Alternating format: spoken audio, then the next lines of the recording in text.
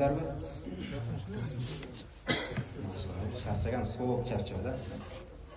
Дүйнөнү кылып деле чарчап атпайбыз, туурабы? Рамазанда иншалла ушундай буттарды талатып, уйкуну келтирип ибадат кылып сооп алабыз да. Анткени ар бир саждага миңдеген сооптор, ар бир тамгага миңдеген сооптор, машалла. Сезон болот го, мындай бизнесте делечи.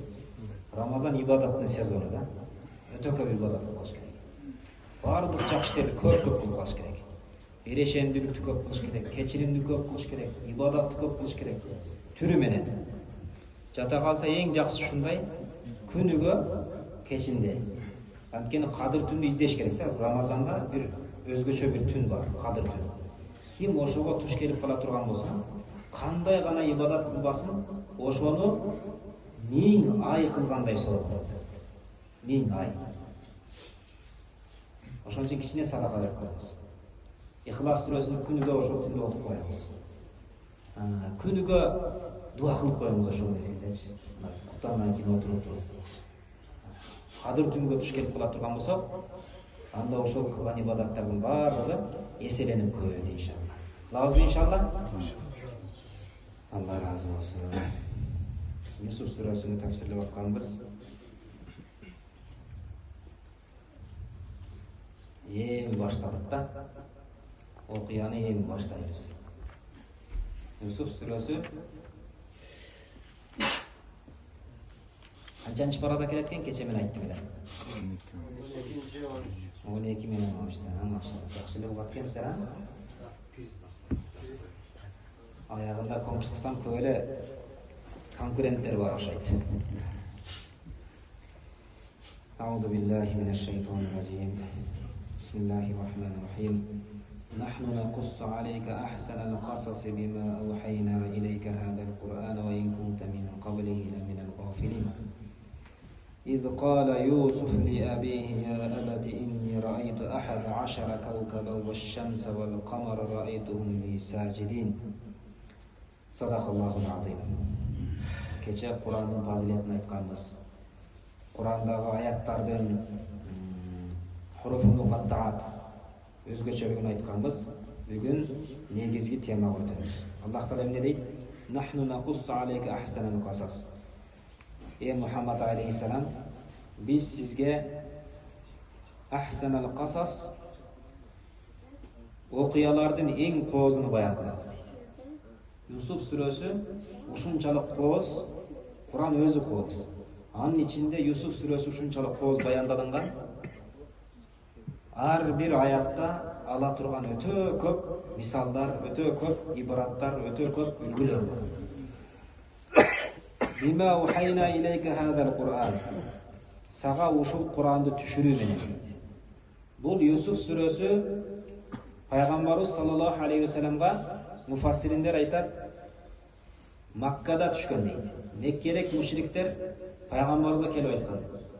Сен эгерде пайгамбар болсоң, анда айтышканың Юсуф Канаандан кантип эле Мисирге барып калды. Кана айтып берчи деген. Анан Аллах таала ошолорго жооп болуш үчүн пайгамбарыбыз саллаллаху алейхи ва саллам ушул толук сүрөнү түшүргөн. Ушунчалык детально түшүргөн ар бир нерсени. Анан Аллах таала айтат: "Ва ин кунта мин qablihi la min al-ghafilin." Сен мурда бул окуя тууралуу эч кандай маалымат жок. Бул Кур'андын акыйкат экендигинин дагы бир далили, хак экендиги.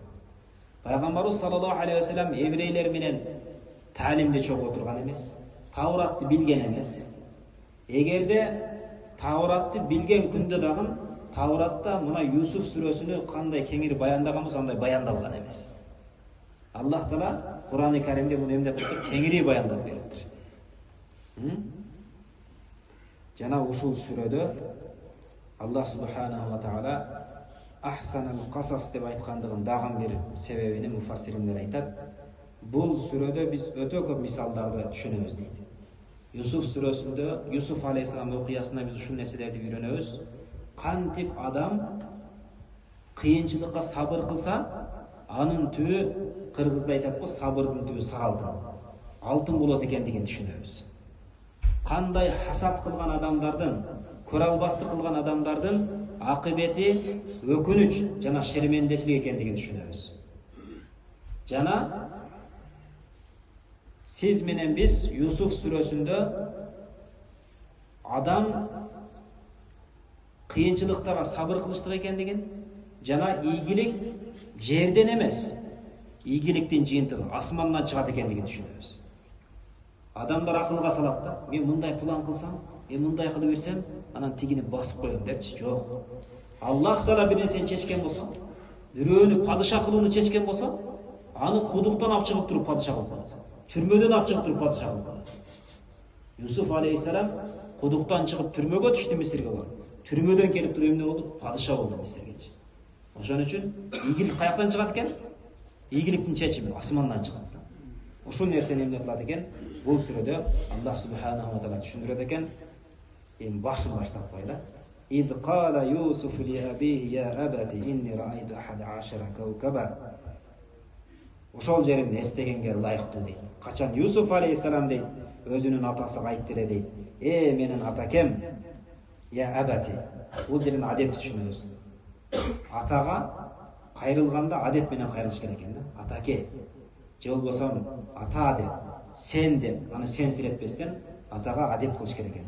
Якуб алейхиссалам, Юсуф алейхиссалам айтат, мен дейт 11 жылдызды, күндү жана айды мага сажда кылган абалда көрдүм дейт. Якуб алейхиссаламдын жообунан ушул нерсени түшүнсөк болот. Юсуф алейхиссалам көрдүм дегенде бул жерде фи манами деп айткан жок, мен түшүндө деген жок. Бирок Якуб алейхиссаламдын келип айткан жообунан ушундай белгилүү болот. Бул түш экендиги. Юсуф алейхиссалам түшүндө 11 жылдызды, күндү, айды сажда кылган абалда көрдүм дейт.